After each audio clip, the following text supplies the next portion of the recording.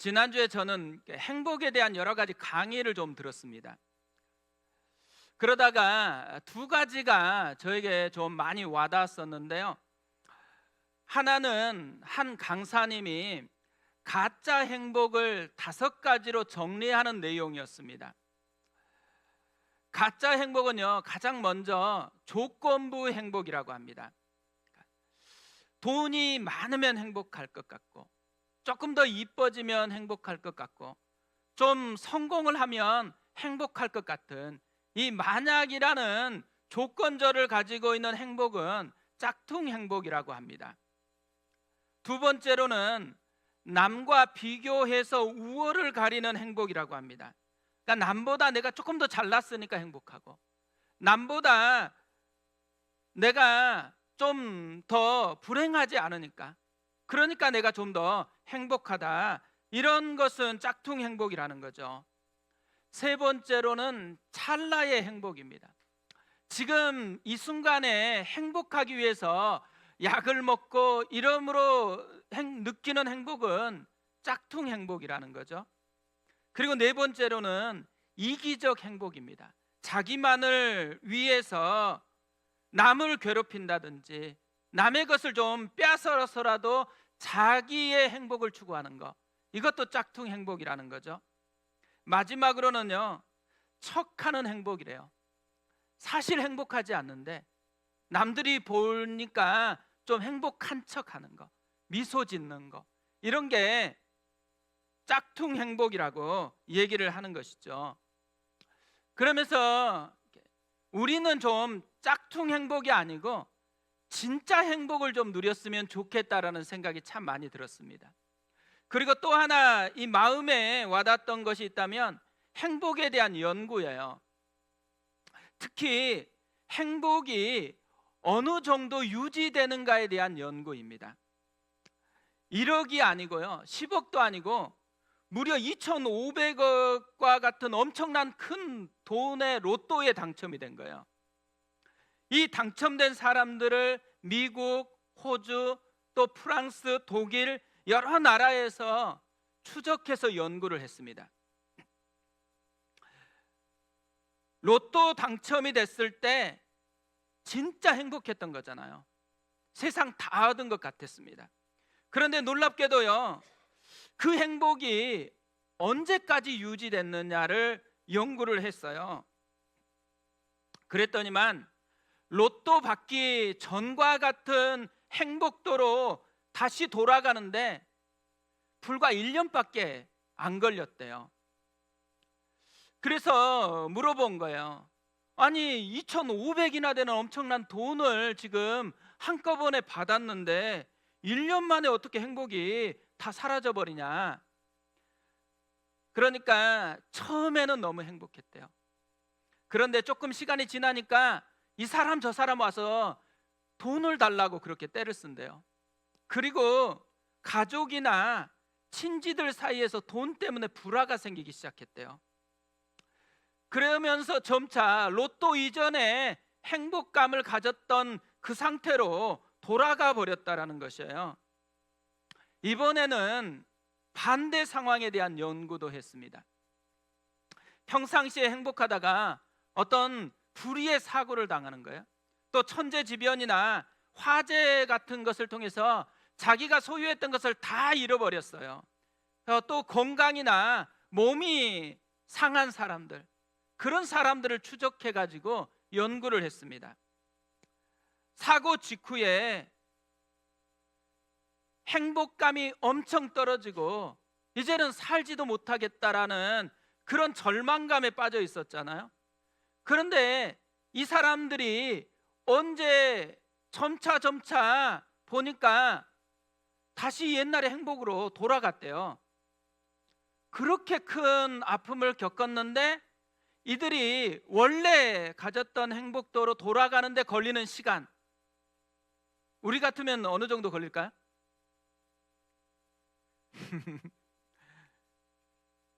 1년밖에 안 걸렸대요.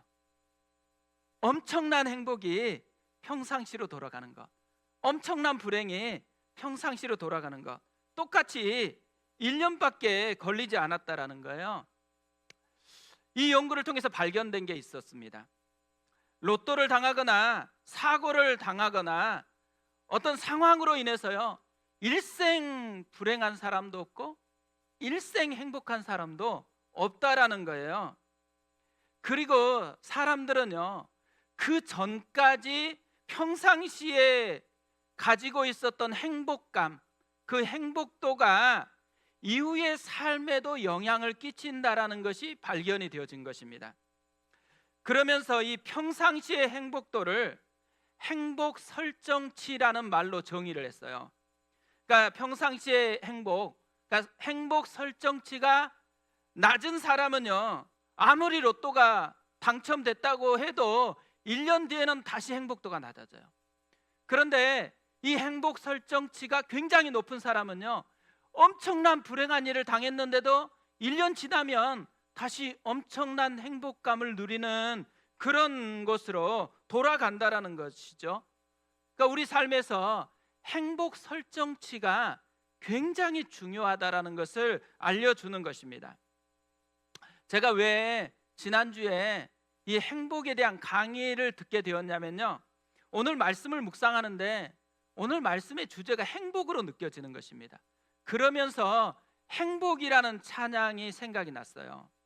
우리 많이 부른 찬양이잖아요. 화려하지 않아도 정결하게 사는 삶, 가진 것이 적어도 감사하며 사는 삶, 내게 주신 작은 힘 나눠주며 사는 삶, 이것이 나의 삶의 행복이라오. 눈물 날 일 많지만 기도할 수 있는 것, 억울한 일 많으나 주를 위해 참는 것, 비록 짧은 작은 삶 주 뜻대로 사는 것, 이것이 나의 삶의 행복이라오. 이것이 행복이라오. 세상은 알 수 없는 하나님 선물, 이것이 행복이라오. 하나님의 자녀로 살아가는 것, 이것이 행복이라오. 여기 보면요, 세상에서 추구하는 행복과는 굉장히 다른 행복을 노래하는 거예요. 세상에서는 화려해야지 행복해요. 우리 이렇게 조회수가 조금 높아져야지 행복한 거거든요. 우리 교회도 조회수가 조금 더 높아졌으면 행복할 것 같은 그런 생각 참 많이 들어요. 또 가진 것이요, 남보다는 조금 더 많아야지 행복할 것 같아요. 눈물 날 일도, 억울한 일이 없어야지 행복할 것 같거든요. 근데 찬양에 보면 완전히 반대예요. 뭘 얘기하는 걸까요?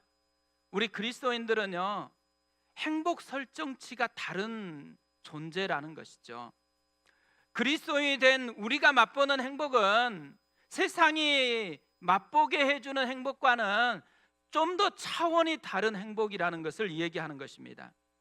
그런데 오늘 말씀에도 그런 행복을 누리는 사람이 나옵니다. 오늘 말씀은 안디옥 교회가 세워지는 이야기거든요. 원래 이들은 이방인이었습니다. 그런데 박해 때문에 흩어졌던 사람들이 안디옥에 와서 주 예수를 전파했고 그 주 예수를 믿게 되었어요. 그러면서 이들이 점차 교회로 이제 세워져 갔거든요. 시간이 지난 후에 이전에 같이 함께했던 친구들이요, 예수 믿는 친구들을 보니까 뭔가 다른 거예요. 그래서 호칭을 하나 새로 만들었습니다.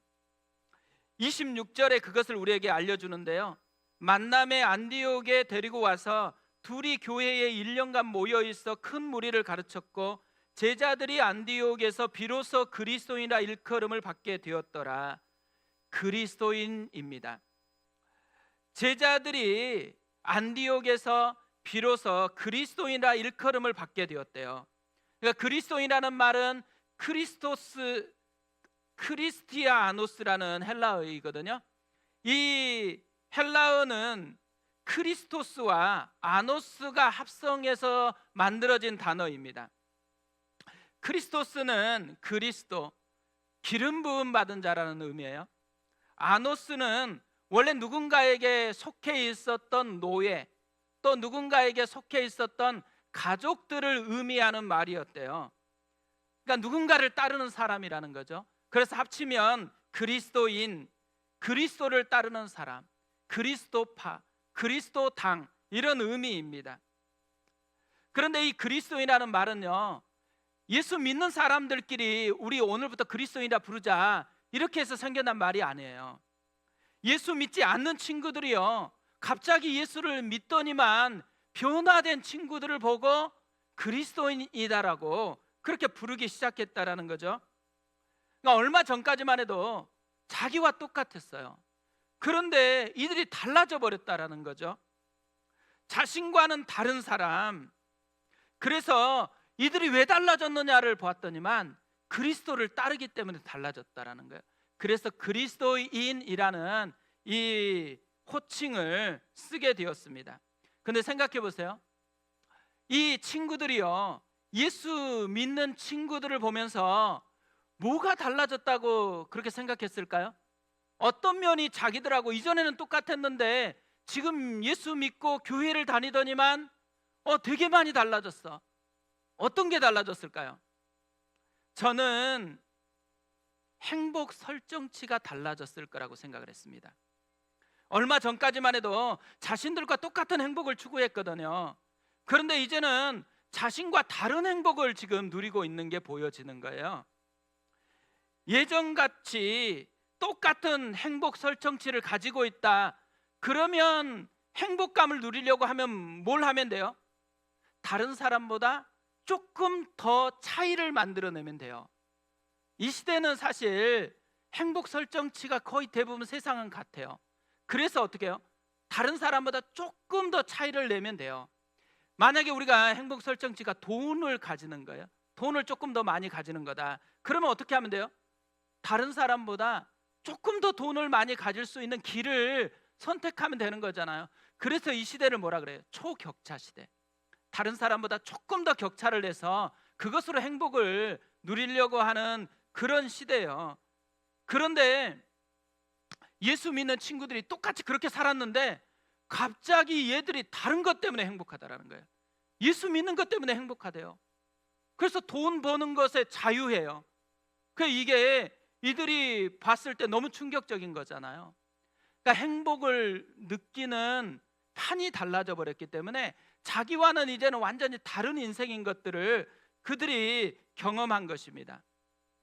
세상 친구들은요, 안디옥 교회 다니는 친구들이 그래서 너무 다르다라고 생각했던 것이죠. 저는 이것을 보면서요, 우리도 그랬으면 참 좋겠다라는 생각이 드는 거예요. 우리가 교회를 다니는데 우리 곁에 있는 친구들이 야, 교회를 갔다 오더니 너 표정이 달라진 것 같은데? 너 교회에 다니더니만 뭔가 되게 달라져 보인다? 이것을 우리가 누려야 되잖아요. 그러기 위해서 우리 가운데 뭐가 필요해요? 우리가 설정해 놓은 행복 설정치가 뭔지를 다시 점검하고 우리의 행복 설정치를 주님이 원하는 행복 설정치로 조정하는 것이 필요한 거죠. 저는 오늘 말씀을요, 안디옥 교회가 맛보았던, 추구했던 행복 설정치는 뭐였을까에 대한 관점으로 묵상을 했거든요. 그러다가 발견한 것을 오늘 좀 나누려고 합니다. 첫 번째로 안디옥 교회가 누리고 있는 다른 행복, 그러니까 다른 행복 설정치가 뭐냐면 권리 포기의 행복입니다. 25절 26절에 이렇게 되어 있습니다.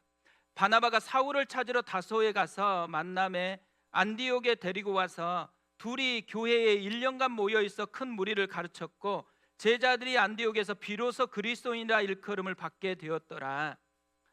안디옥 교회가 세워졌다는 말을 듣고 예루살렘에서 바나바를 파송을 했어요. 바나바가 안디옥 교회에서 목회를 시작하자마자 놀라운 일이 발생했어요. 큰 무리가 죽게 돌아온 거예요. 갑자기 교회가 부흥하고 성장하게 되었습니다. 이때 바나바가 한 게 있어요. 뭘 했을까요? 사울을 찾으러 다소까지 간 거예요. 안디옥에서 다소까지는 약 226km 정도 된대요. 그냥 걸어서 간다 그러면 10일 정도 걸어가야 되는 그런 거리입니다. 그런데 이 먼 거리를 왜 바나바는 찾아갔어요? 사울을 데리고 와서 부목사로 쓰려고 하는 게 아니에요.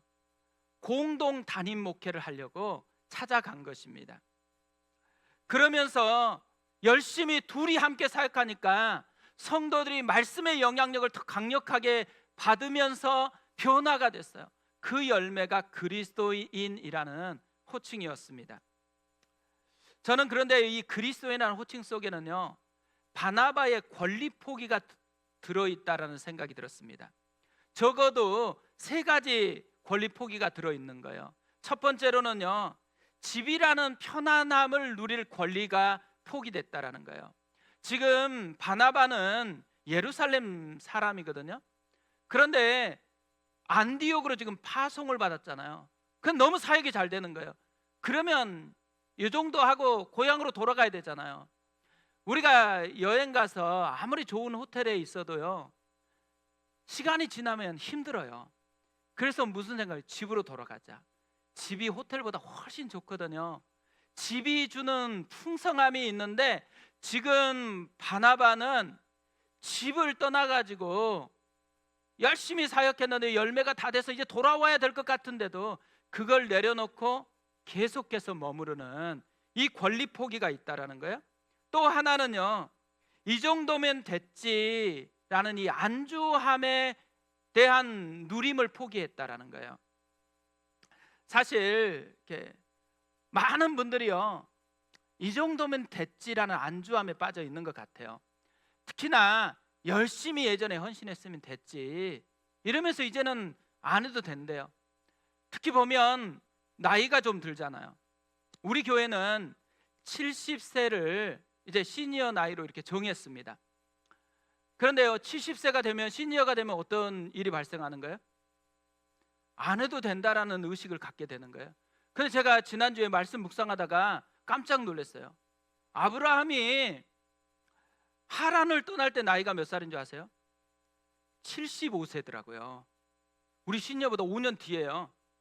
그리고 모세가 주님의 손에 붙들려서 쓰임받기 시작한 나이가 몇 살이에요?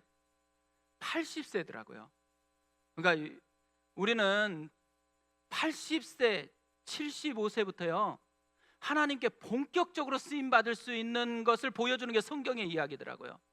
그러니까 어느 정도 나이가 들었고 예전에 많이 헌신했었고 그 안주함에 머무르는 것이요, 새롭게 역사하시는 하나님의 놀라운 인도를 누리지 못하게 만들어 버린다라는 거예요. 그런데 이 바나바는요, 자신이 지금 열심히 해가지고 안주할 수 있는 때가 됐잖아요. 그런데 그것을 내려놓았더니만 하나님이 새롭게 역사하시는 것을 맛보게 되었다라는 거죠. 또 하나 포기한 것은요, 자기를 자랑할 수 있는 권리를 포기했습니다. 한국 교회가 부흥을 하다 보니까요, 갑자기 고속 부흥을 하면 어떻게 돼요? 책을 내고 또 여기저기서 강사로 와달라고 얘기를 해요. 그러니까 여기저기 다니면서 우리 교회는 이렇게 해서 부흥했다라는 자기 자랑을 엄청 많이 할 수 있는 권리가 생긴 거잖아요. 지금 바나바는요, 짧은 기간에 말씀 사역을 했더니 엄청난 부흥이 일어났어요. 모든 사람이 바나바처럼 부흥이 되어졌을 거라고 생각하진 않아요. 그러면 이제 자기가 어떻게 했는지, 어떤 식으로 부흥을 했는지 자랑할 엄청 좋은 기회가 온 거잖아요. 그런데 그때의 바나바는 자기 자랑을 하기 위해서 가는 게 아니고 이제는 한계치에 도달했다고 생각하니까 바울을 불러가지고 더 풍성한 하나님 역사를 기대하는 것으로 방향을 돌렸다라는 것이죠. 이 바나바의 권리 포기가요, 수많은 안디옥에 있는 성도들을 풍성하게 만들었다라는 거예요. 일부 예배를 대부분 교사들이 드려요. 근데 아까 예배를 드리다 보니까 이 일부 예배의 교사들의 권리 포기가요, 우리 아이들의 신앙을 만들어내고 있더라고요. 그러니까 교회에 한 사람 한 사람이 권리를 포기하고 헌신하는 것이요, 건강한 교회를 만들어내고 있다라는 거. 이것이 바나바를 통해서 우리에게도 보여주는 교훈인 거죠. 사실 권리 포기하는 거 쉬운 게 아닙니다. 세상에서는요, 권리가 침해됐을 때 얼마나 분노하는지를 다 보여주는 것 같아요. 이렇게 컴플레인을 왜 해요? 대부분 권리 포기가 안 되니까 하는 거잖아요. 그러니까 요즘에 이렇게 어디 전화해서 이렇게 하다 보면 상담원들 바꿔주기 전에 녹음된다라고 계속 얘기해요. 그러니까 왜 녹음된다라고 이 광고를 해요? 사람들이 분노를 쏟아내니까. 근데 왜 사람들이 분노를 쏟아내요? 내 권리가 침해되었다고 생각하니까 그 권리 포기에 대한 것이 안 되니까 그렇게 쏟아내는 거잖아요. 그런데 그리스도인들은요, 권리를 포기할 수 있는 능력이 있다라는 얘기인 거죠. 왜 그리스도인들이 권리를 포기할 수 있을까요? 이 권리 포기의 비밀에 대해서 예수님은 마태복음 13장 44절에서 이렇게 말씀을 합니다. 천국은 마치 밭에 감추인 보화와 같으니 사람이 이를 발견한 후 숨겨두고 기뻐하며 돌아가서 자기의 소유를 다 팔아 그 밭을 사느니라. 그러니까 그리스도인들은 어떤 사람이냐? 밭에 감추인 보화를 발견한 사람이래요. 보화를 발견하면 어떤 일을 해요? 이제는 숨기고 집으로 돌아가서 이 밭을 사기 위해서 밭값에 해당하는 자기가 소중히 여기는 것을 하나씩 파는 거예요. 근데 이 남자가 집에 와서 아내에게 얘기하고 팔았을 것 같으세요? 얘기 안 하고 팔았을 것 같으세요? 저는 얘기 안 했을 것 같아요. 얘기하는 순간 아내의 표정이 바뀌고 아내의 이 말이 바뀌어가지고 분명히 밭 주인이 알아버릴 거잖아요. 그러면 꽝이에요. 그러니까 아내에게 숨기고 지금 굉장히 중요한 물건을 팔고 있어요. 아내가 얼마나 화를 냈겠어요. 구박을 다 받는데 표정으로는 힘든 것 같은데 속은 기뻐가지고 뛸 듯이 지금 팔고 있어요. 그리고 다 팔아가지고 밭을 샀어요. 밭을 사고 나서 이제 보석을 꺼낸 후에 함께 엄청나게 기뻐하는 것이죠. 더 큰 것을 누리기 위해서 사소한 것, 하찮은 것을 포기하는 것, 이것이 그리스도인의 권리 포기래요. 그리스도인은요, 더 놀라운 것을 발견한 사람들인 거예요. 그걸 누리기 위해서 현재 누리고 있는 하찮은 것을 내려놓는 사람. 그래서 하나님이 우리에게 누리게 하고자 하는 그 큰 것을 누리는 사람, 이게 그리스도인이라는 거죠. 어제 이렇게 오전에 순장반을 했거든요. 순장반이 찬양을 부른 후에 시작하는데 어제 찬양은 물 위를 걷는 자라는 찬양곡이었어요.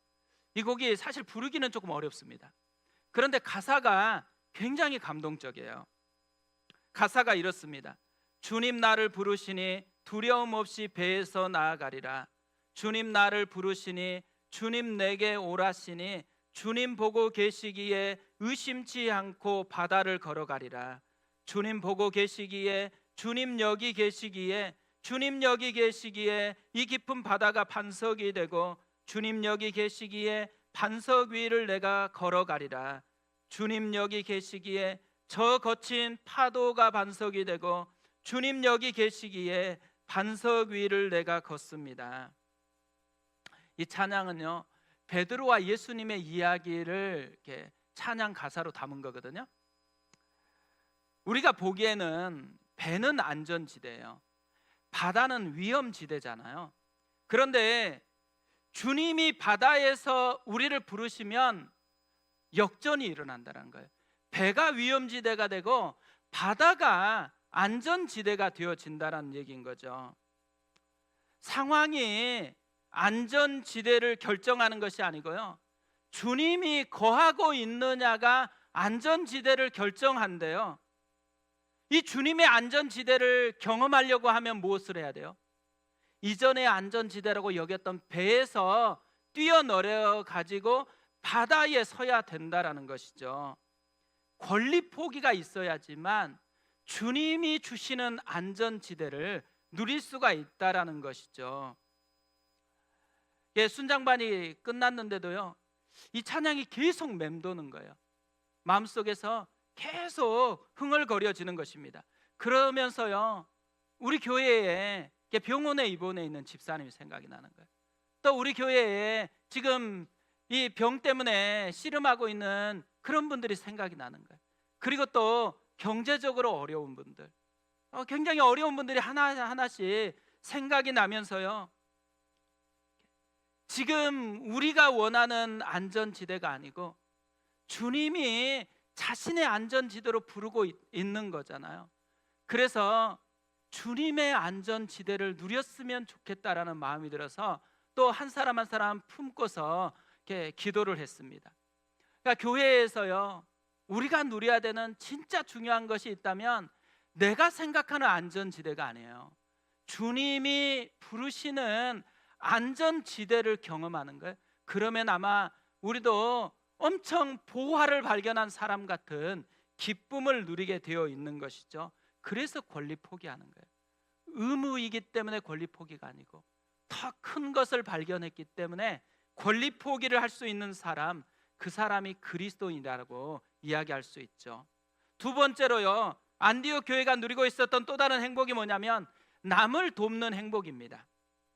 29절 30절에 이렇게 이야기합니다. 제자들이 각각 그 힘대로 유대에 사는 형제들에게 부조를 보내기로 작정하고 이를 실행하여 바나바와 사울의 손으로 장로들에게 보내니라. 안디옥 교회가 부흥하면서 그리스도인이라는 칭호를 받았을 때 선지자들이 온 거예요. 그러면서 천하가 흉년이 들 것이다라고 성령을 의지해서 예언을 했습니다. 그런데 진짜 그 일이 생긴 거예요. 요즘에요, 가끔씩 음식점을 이제 가게 되어지면 음식점에 예전에 비해서 손님이 확 줄었습니다. 예전에 엄청 줄이 길게 늘어서서 기다렸다가 음식을 먹어야 됐던 그런 데도 가보면요, 이제는 조금만 기다리든지 아니면 바로 들어가서 음식을 먹을 수가 있어요. 왜 손님이 줄었을까요? 경기가 어려우니까 지갑을 닫는 것입니다. 사람들은요, 본능적으로 경기가 어려워질 것 같으면 지갑을 닫게 되어 있는 것이죠. 지금 천하에 큰 흉년이 들 것이라고 얘기했어요. 이 천하는 예루살렘만 흉년의 영향권에 있는 게 아니고 지금 안디옥도 흉년의 영향권에 들 거라는 얘기인 거잖아요. 그러면 지금 위기가 찾아오니까 본능적으로는 지갑을 닫아야 되는 거거든요. 그런데 지금 안디옥 교회는 어떻게 하고 있다고 얘기를 해요? 제자들이 각각 그 힘대로 헌금을 해서 유대에 사는 형제들에게 보내었습니다. 지갑을 열었다라는 것이죠. 왜 지갑을 열었을까요? 이 안디옥 교회에 있었던 사람들은요, 그들을 섬겼던 사람을 통해서 남을 돕는 행복이 뭔지를 본 거예요. 박해를 받고 이렇게 도망왔는데 자기들의 행복을 위해서 주 예수를 전해 주었어요. 바나바가 왔는데 권리를 포기하고 자기들을 섬겨주고 있어요. 그러니까 그런데 이들이 행복한 거예요. 이 행복을 보고서 남을 돕는 것이 행복하다라는 것을 배운 것이죠. 그래서 이들도 예수 믿기 전에는요, 위험하면 지갑을 닫았던 사람인데 이제는 예수를 믿고 난 후에 이들이 보았던 것처럼 자신들의 지갑을 열고 있다라는 것이죠. 저는 이 모습을 보면서요, 우리 교회에서 선교 갈 때가 생각이 참 많이 났습니다. 우리가 해외 선교를 가든 국내 선교를 가든요, 이렇게 선교를 간다 그러면 비용이 참 많이 들어요. 가족들 다 간다 그러면 비용이 굉장히 많이 들거든요. 근데 우리 교회를 보니까 옆에서 누군가가 목적 헌금으로 그분의 비용을 많이 채워주는 것들이 일어나더라고요. 근데 이번에도 청년들이 이제 많이 선교를 가게 됐어요. 근데 청년들이 요즘에 좀 돈이 없습니다. 그런데 또 어떤 분들이 목적 헌금으로 청년들이 자유롭게 선교를 갈 수 있도록 헌금을 해준 거예요. 근데 이런 것을 보면서요, 한 분 한 분이 남을 돕는 행복을 맛보고 있구나라는 생각이 들었습니다. 그리고 대부분 교회들은 선교를 갈 때 선교팀이 펀딩을 해야 돼요. 필요한 재정을 다 모아야 되거든요. 그래서 청년들 같은 경우는 바자회도 하고 물건도 팔고 그러면서 이제 많이 펀딩을 해요. 근데 우리 교회는 처음부터 펀딩을 하지 않는 것으로 결정을 했습니다. 대신 헌금을 하는 것으로 결정을 했어요. 펀딩하는 것과 헌금하는 것은 굉장히 다릅니다. 그러면서요, 원래 선교는요, 모든 그리스도인이 가야 되는 거예요. 내가 가야 되는데 나 대신에 누군가가 가주는 거잖아요. 그래서 나도 가야 되는데 나는 대신에 뭘 보내요?